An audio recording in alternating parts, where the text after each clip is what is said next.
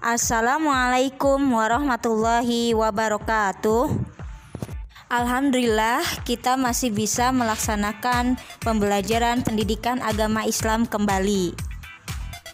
Pada tayangan materi kali ini kita akan membahas tentang memahami surah Al-Kafirun, surah Al-Maidah ayat 2 dan 3, surah Al-Hujurat ayat 12 dan 13. Selamat menyaksikan. Kompetensi dasar pembelajaran hari ini sebagai berikut.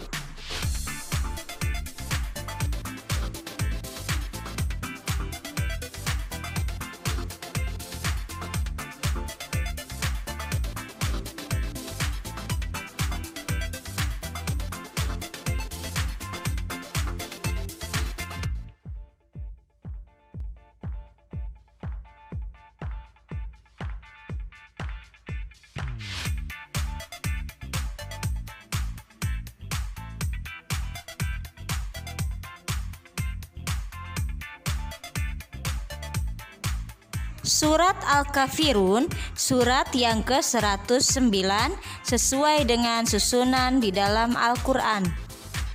Al-Kafirun artinya orang-orang kafir.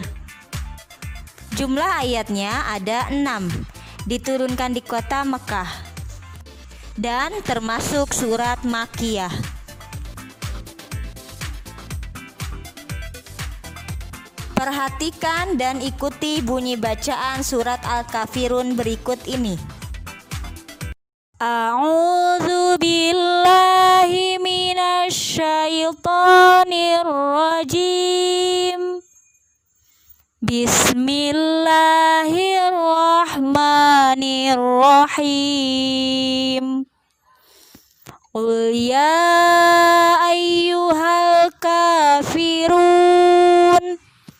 la a'budu ma ta'budun wala antum 'abiduna ma a'bud wala ana 'abidum ma 'abadtum wala antum 'abiduna ma a'bud lakum dinukum waliyadin.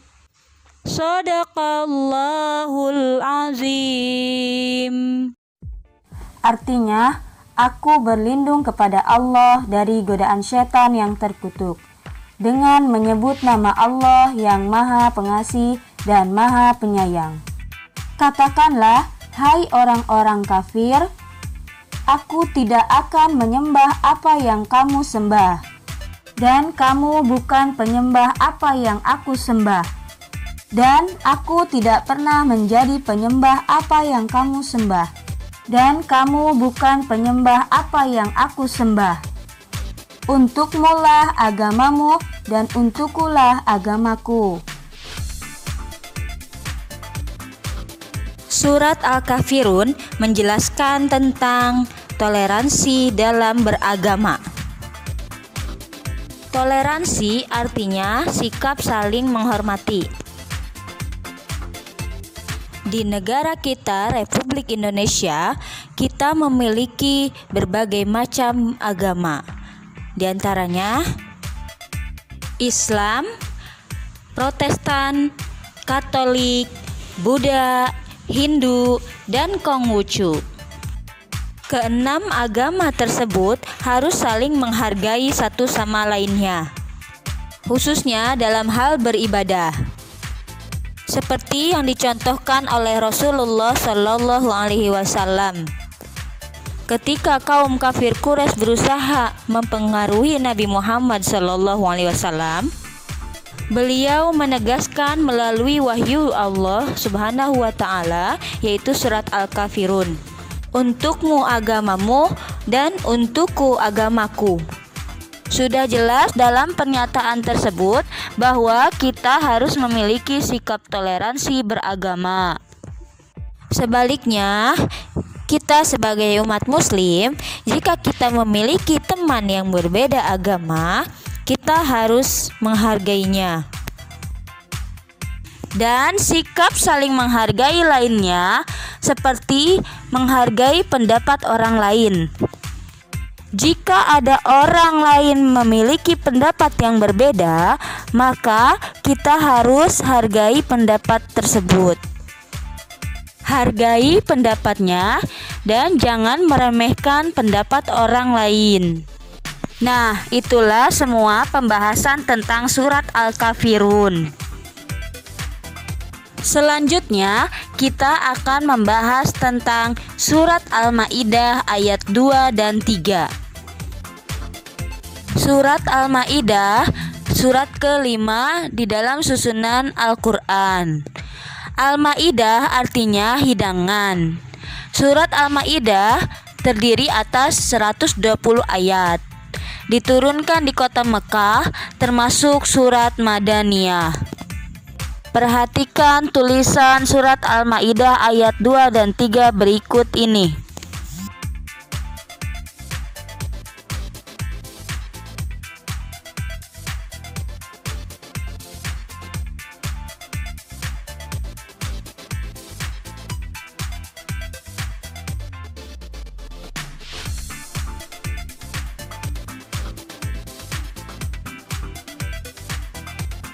Surat Al-Maidah ayat 2 menjelaskan tentang perintah untuk tolong-menolong dalam berbuat baik dan larangan tolong-menolong dalam berbuat jahat.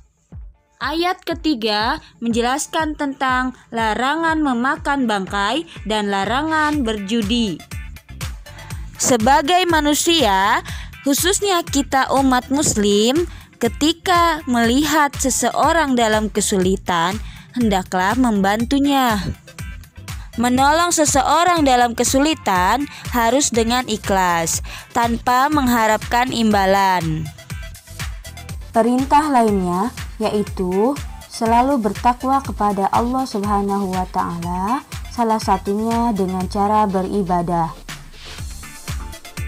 Kita, umat muslim, dilarang untuk memakan bangkai.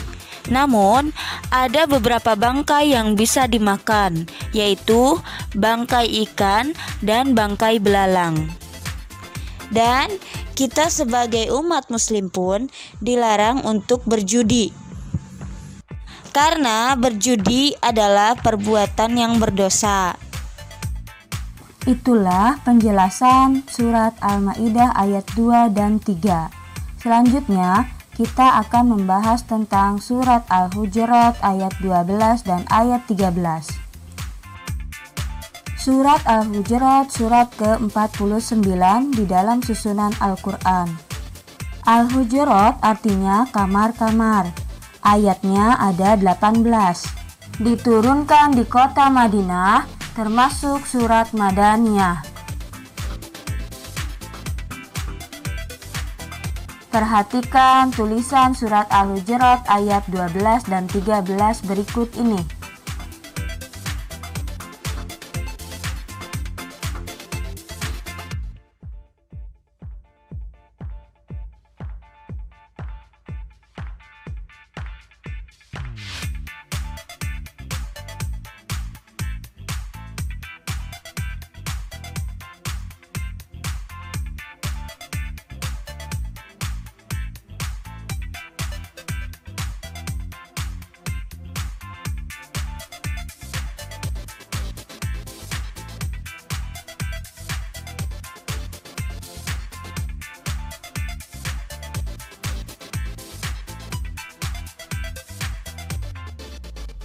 Surat Al-Hujurat ayat 12 menjelaskan tentang Allah Subhanahu wa Ta'ala benar-benar memerintahkan kepada seluruh orang yang beriman untuk menjauhi sikap buruk sangka, mencari-cari kesalahan, keburukan, kelemahan orang lain, dan menggunjing.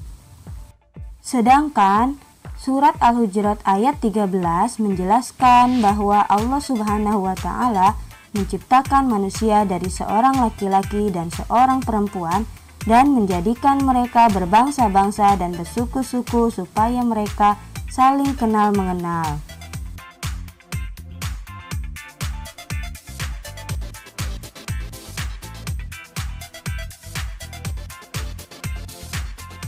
Allah Subhanahu wa Ta'ala menciptakan manusia berbeda jenis, yaitu laki-laki dan perempuan. Negara kita Republik Indonesia ini memiliki banyak keanekaragaman suku bangsa. Namun, semua manusia menurut pandangan Allah Subhanahu wa Ta'ala tetap sama.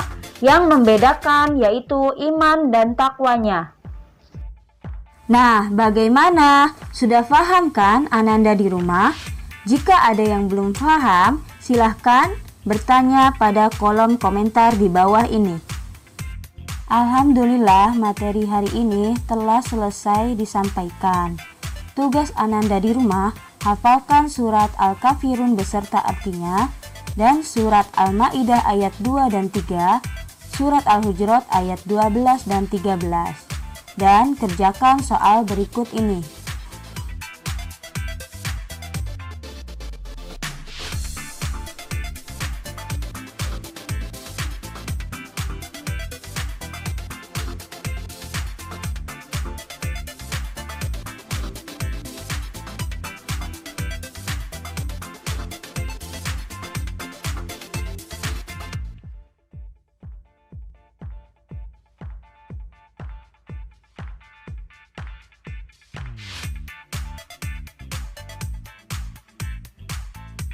Selamat mengerjakan dan sampai jumpa pada materi selanjutnya.